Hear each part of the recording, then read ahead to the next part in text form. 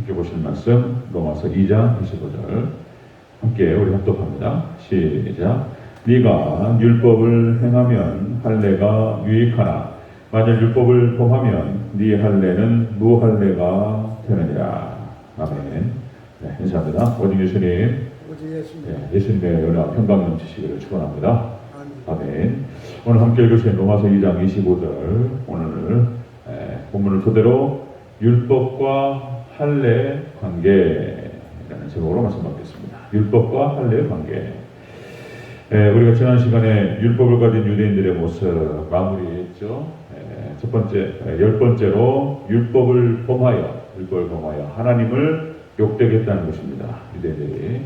그리고 11번째, 하나님의 이름이 이방인들에게 모독을 받게 됐다.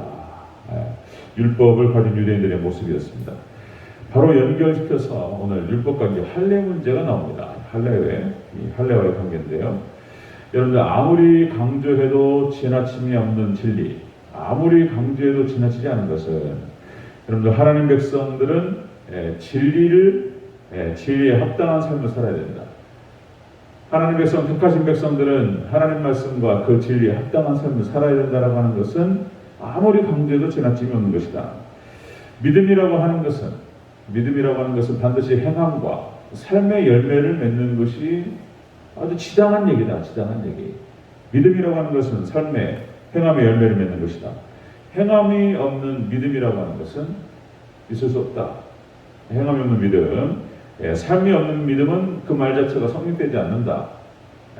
같이 동전의 양면처럼 같이 붙어 있는 거예요. 믿음과 행함이라고 하는 것은 같이 따라가는 것이다. 헌신이 없는 사랑,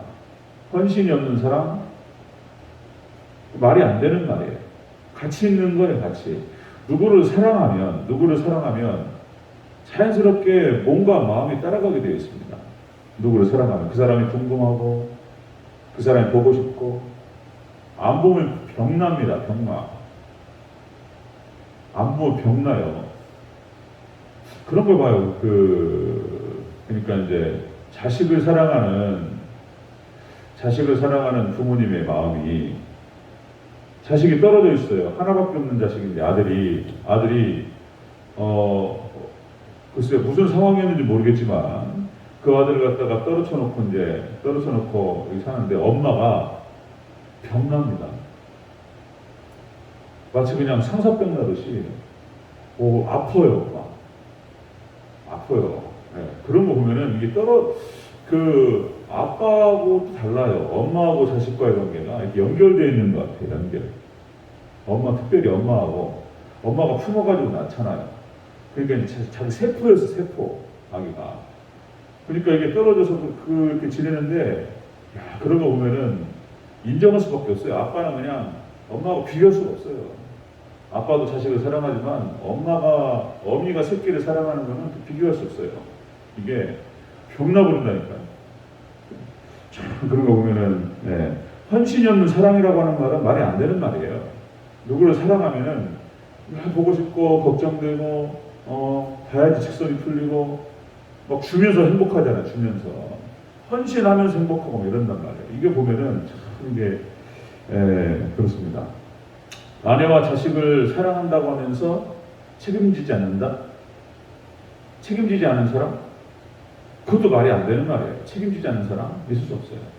자, 우리 한번 보겠습니다. 율법과 할례 관계 어떤 관계인가? 첫 번째로 율법을 행하면 할례가 유익하다 이렇게 표현합니다. 율법을 행하면 할례가 유익하다.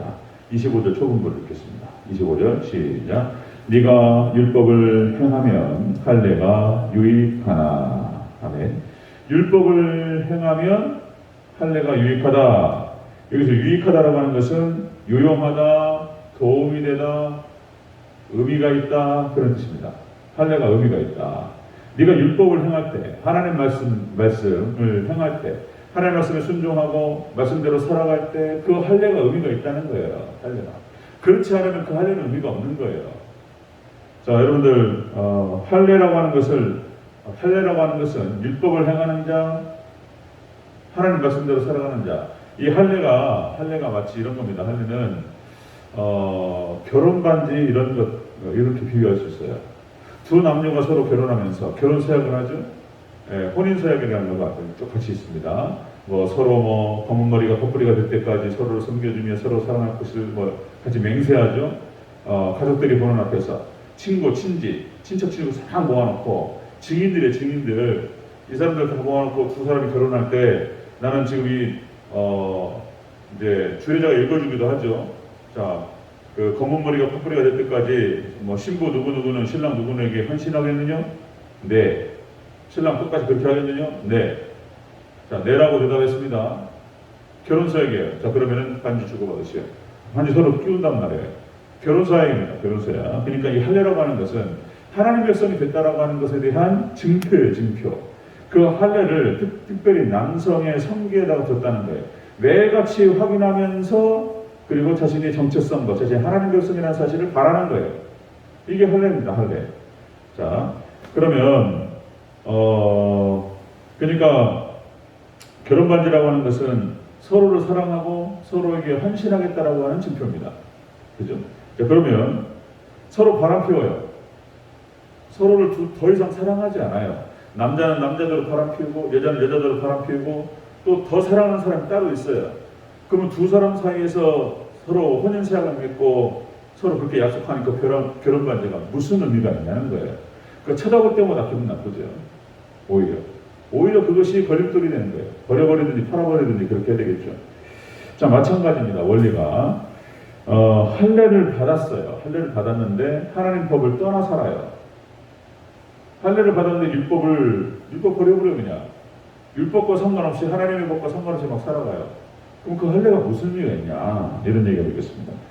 그러니까 그 결혼 반지라고 하는 것이 두 사람이 혼인하는 그 혼인 관계 속에서 서로 결혼 서약을 하고 서로 약속을 하고 했는데 그 결혼 반지가 두 사람의 관계를 지켜주느냐?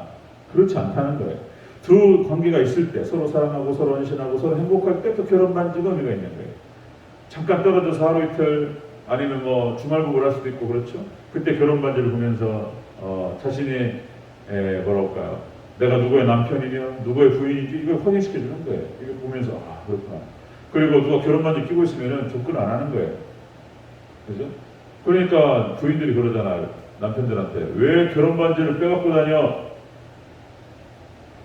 왜 빼갖고 다녀? 왜? 이유가 뭐예요? 이유가 이렇게 하잖아요. 그죠? 그 이유가 있는 거예요. 다.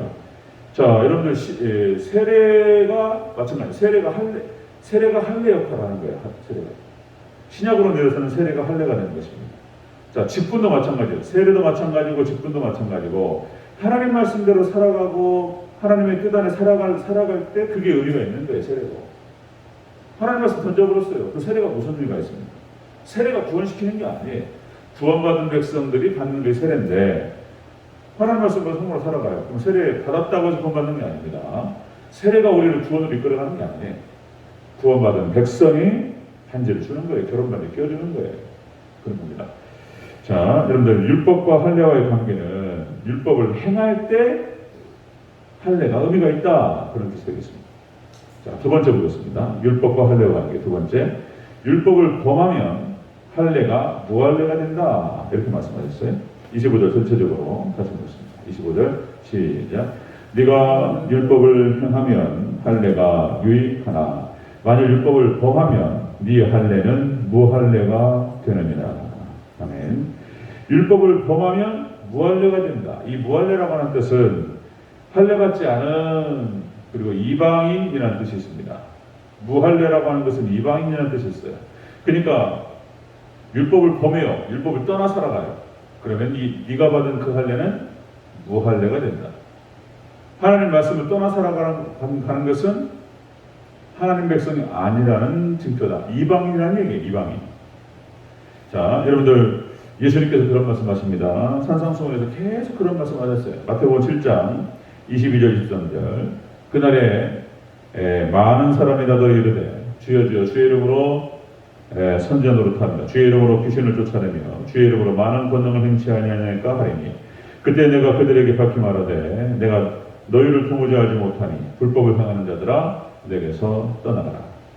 그러니까 하나님 말씀대로 오롯이 살지 못하고 그러니까 완벽하게 지켜야 된다 이런 뜻이 아니고요. 그 말씀 안에 살아가는 것입니다. 하나님의 말씀 안에서 자신이 살아갈 도리가 무엇인지를 알고 그 말씀을 때로는 우리가 법을 어길 때가 있잖아요. 도로교통법 도로 주행하다 보면은 때로는 신호위반 할 수도 있고 그렇다고 해서 범칙금 내야 돼요. 많이 걸리면. 그죠? 도로에서 주행을 할 때 신호 지켜야 되고 차선 지켜야 신호 위반, 차선 위반. 그렇죠? 속도 위반. 그렇죠? 속도 위반 딱 걸리면은 범칙금 내야 됩니다. 음주운전 하면 됩니까? 큰일 나요. 음주운전은 자신만 다치는 것이 아니라 다른 사람을 상하게 하기 때문에 안 되는 거예요. 그래서 벌점도 크고 몇 번, 두 번만 딱 걸리면은 취소시켜버려야 돼요, 그냥.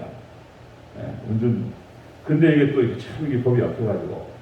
자, 여러분들, 우리가 대한민국 국민이라고 하죠. 대한민국 국민의 조건이 뭐냐. 우리 대한민국 국민이다. 주민등록증이 있고 저 사람이 대한민국 국민이라고 한다면 대한민국에서 그 사람을 지켜줘요. 대한민국 정부가 그 사람을 지킵니다. 의료보험을 들 수 있도록 해줘가지고 그 안에 들어갈 수 있도록 해주고 노령연금도 주잖아요. 그죠? 그리고 우리나라의 경찰력과 국방력과 이 사람들이 그 사람을 보호합니다. 대한민국 국민이라고 한다면 119 구급대 쫙 데려가요. 신고 일어나면. 자, 여러분들, 그러나 우리가 대한민국 국민이 그렇게 정부가 지켜주고 그렇게 하지만은 대신에 어떻게 됩니까? 대한민국 국민으로서 법을 지키고 살아야 돼요. 그죠? 그게 대한민국 국민이죠. 4대 의무 지켜야 돼요. 국방의 의무. 우리나라는 특히 연예인들 그러죠? 군대 안 갔다 오면 용납이 됩니까? 안 됩니까? 용납이 안 돼요. 우리나라 군당 국가고 모든 남자는 군대 갔다 오는데 누가 군대를 안 가냐 말이에요. 그러니까 연예인 중에서 인기가 좋았어요. 군대 안 간다? 용서가 안 돼요. 우리나라 특별히. 국방의 의무, 납세의 의무, 교육의 의무, 그 다음에 근로의 의무, 이런 의무들이 있습니다. 우리 대한민국 국민으로서 우리 대한민국이 지켜져요. 그 사람. 마찬가지로 우리 대한민국 국민이라고 한다면은 법을 지키면서 살아야 돼요. 그럼 원리가 똑같습니다. 원리가. 자, 우리가 하나님 백성이라고 한다면 하나님의 법 안에 살아가야 될 줄로 믿습니다. 너무나 지당하신 얘기인 거예요. 지당하신 얘기고 너무나 한 번 위반한다고 해서 헌법을 한 번 위반한다고 해서 대한민국 국민이 아니거나 그런 건 아니에요. 그죠? 거기에 대한 어떤 범칙금을 내거나 아니면 감옥을 가거나 그런 일이 벌어지죠.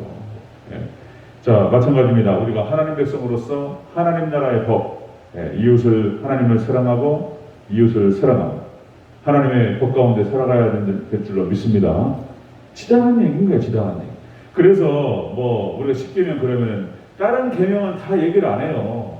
다른 계명 우상 숭배하지 마라. 하나님의 이름을 모독하지 마라. 하나님의 다른 신을 두지 마라. 다른 얘기는 다른 거는 그리고 또 부모를 공경해야 된다. 살인하면 안 된다. 가늠하면 안 된다. 도질하면 안 된다. 다른 건 전혀 얘기를 안 해요. 네 번째 계명이 문제야. 네 번째 계명. 안식일을 기억하여 거룩하게 지키라. 주일 성수 부분에 대해서 이게 만만한 거예요. 만만한 거야. 그러니까 여기만 너 가지고 꼭 그렇게 해야 되느냐 막 이런다고. 그러니까 주일 성수하고 11조입니다. 11조. 이게 축복의 조건이에요. 조건. 더 이상 논란이 있어서는 안 된다는 것입니다. 당연히 가다가 못 지킬 수도 있고 넘어질 수도 있어요. 그러나 이거 안 지키겠다고 말하면 곤란한 거예요. 이제 있을 수 없는 얘기죠. 그러면 또 이제 지켜야 된다 이런 얘기 막 행위구원이냐 또 그래요. 율법주의로 돌아가는 거냐, 예수님의 피공론은 어디가 있느냐, 이런 식으로 얘기하면서 믿음으로 구원받는 것이지 행위로 구원받는 것이냐, 이런 따진다고요. 그러니까 이것이 논쟁이 계속 이게 평행선을 가집니다. 자, 여러분들, 우리는 여기서 본문에 또 분명히 그렇게 얘기합니다. 율법과 할례와 관계에서 율법을 행할 때 할례가 의미가 있어요. 그죠? 율법 행할 때 율법을 범하면 율법을 보면은 율법을 벗어나면 이방인과 다름이 없다라고 하는 것입니다. 그래서 여러분들 하나님 말씀 안에서 살아가는 참된 하나님 백성 되시기를 주의 이름으로 축원합니다. 성경 전체가 그걸 얘기합니다. 계속 반복합니다. 기도하겠습니다.